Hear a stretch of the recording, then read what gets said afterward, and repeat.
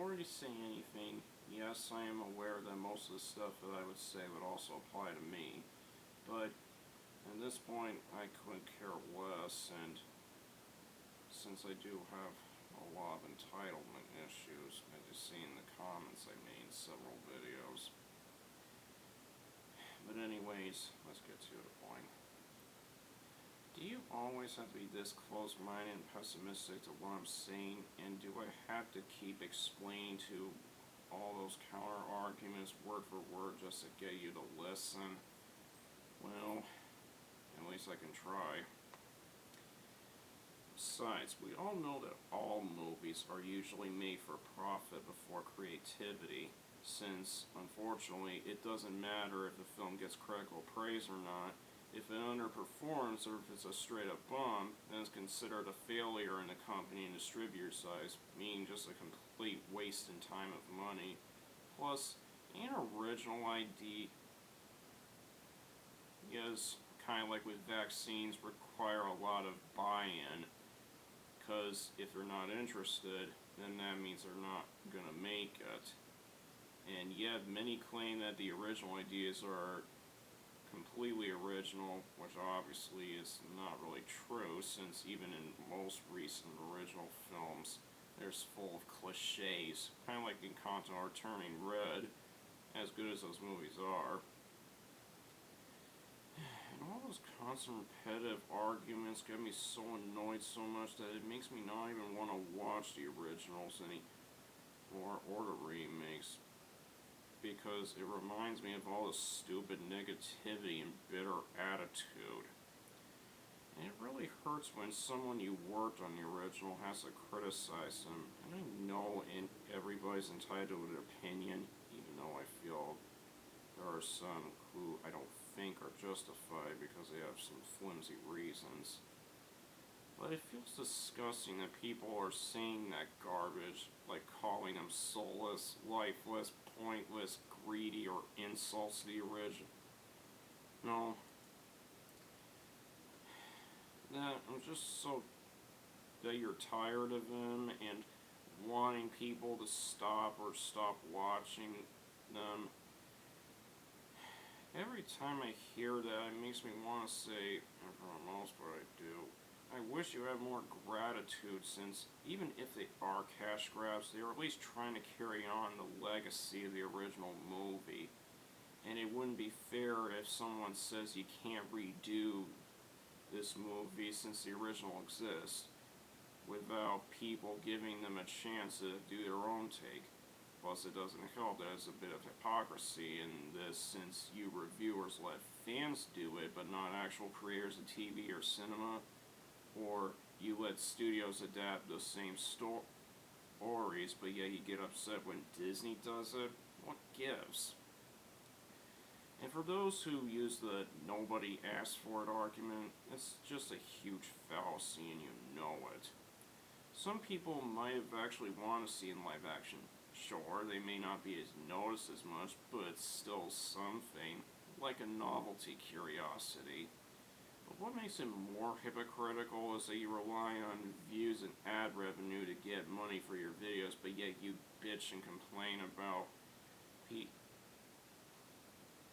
an issue for making movies. And sure, one of the purposes of movies is money, but that goes to every movie out there, since we do need to make a living off of it, and unfortunately nothing comes for free for the most part in the entertainment industry. But then again, why should I be considerate to others when certain people can't do the same? And besides, the originals weren't all that perfect too, you know. I still feel like many of you are probably afraid to admit to it, and as good as they may be, they may have things that make it a bit flawed. Like sometimes where the writers or animators may have overlooked a few things and would create some inconsistencies, or factual errors, or historical errors, or even outdated perspectives on minorities that don't make it age well. But then again, there isn't really such thing as an entirely perfect movie, no matter how much you can claim it to be. And yet, these people can't make up their own mind on what the heck that they want, while some do sometimes offer their own takes on what they could have do, but unfortunately, they don't realize that they can barely do anything because the movie's already made and you can't go back to make those changes. And plus, they don't really pander to a certain individual who didn't get what they wanted. Though, it's even more frustrating on how the whole world outside of our lives, even mine, constantly contradicts itself and doesn't care. Like, we need to be honest, but not too honest to the point where we might hurt people's feelings, or worse yet, reveal secrets that could bring yourself down, or respect everybody, even though in actuality we all have the thought in our heads of just wanting it the way we want it, and we don't care about for others, or constantly complaining about others' opinions, even though nowadays many of us just look to see if something is good or bad, most of us because we're either lazy and just wish that they like the same things that we do, or just complain about how we don't see anything new in movies or TV, but yet they don't want to try anything new because, well, of a previous statement. That or depression, or we just don't have time to look at every movie anymore when we become adults. Or even if we want to do new things, but yet we don't want to practice or participate in them. It's just a whole paradox. And before you accuse me of hating the originals, I do appreciate the work that the artists put into their drawings, paintings, coloring, and all of that they've done in the films. But unfortunately, does anybody really think that outside of the animation, cartoon, fan, Disney, or any artist community in general? Because unfortunately, that pigeonhole of being just for kids because society normalized it, it felt like they hadn't really made an impact on everyone, because it feels like a footnote since you hadn't really changed everybody aside from a select few, even when you include politics into your animated film. And sure, there are some mature themed animations out there, and there are plenty that are good, but even those people who create such things get bogged down by either people who basically treat their mature content in an immature way, or because most people would rather be politically correct and have the think of the children mindset and get it swept under the rug, and thus not enough attention is getting on it. Plus, just because something may be new or hasn't been done before, that doesn't always guarantee that it'll be good or a success. Even if they do try, it would feel like a useless effort if it fails, kind of like what I said earlier. And the other thing to make clear, I don't hate every web reviewer, because there are some web reviewers I do like and follow and respect for the most part, and admire, but for their sake, I won't mention them since I won't want to get them into this trouble. Sure, they may make a video that sometimes get me a bit irritated, but at least I can shrug it off because it isn't too much of a big deal, at least for the most part. Though many popular other web reviewers, who I won't say unless it's the ones I really despise, I can't say the same. The problem is that I feel like most web critics, it's just that they always make themselves look like they're better than Hollywood.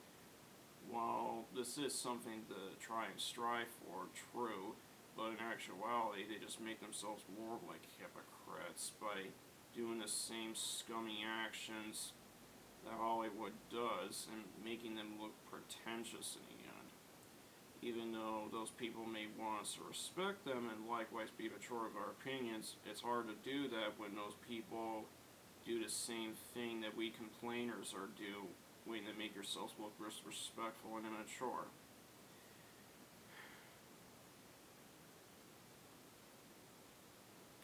It feels like when you're arguing with your parents when they tell you to do something strictly and we wouldn't listen to them because they sound so bossy, even if they try to do it for our well-being.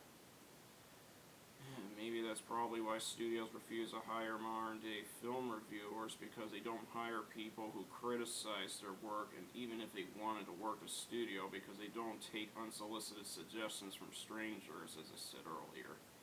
In short, there is some exceptions like Pixar's Coco with Adrian Molina, but that's still very rare. And besides, that kind of attitude that you give is what unfortunately might get you blacklisted from working at them. Besides, what happened to C.H. Greenblatt when he criticized Nickelodeon for how they treated Harvey Beaks?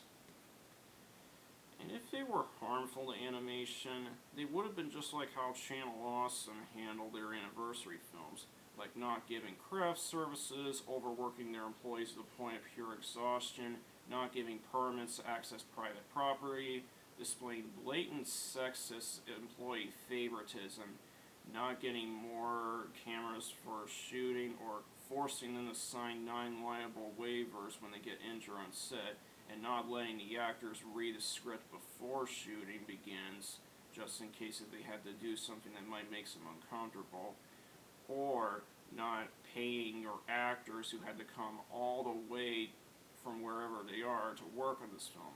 Plus, some of them probably are still that ignorant, continue to follow these people who obviously don't care to change and rather think they can do the wrong gets away with it, while mostly the innocent get blamed because favoritism tactic that's seen in SpongeBob season 6 and 7, or even most of our history where unfortunately lots of injustice happens. I know it sounds like double standards because I admit that maybe I do a few myself, but that's another can of worms in itself. But then again, it's most people who don't catch their hypocrisy in their statements.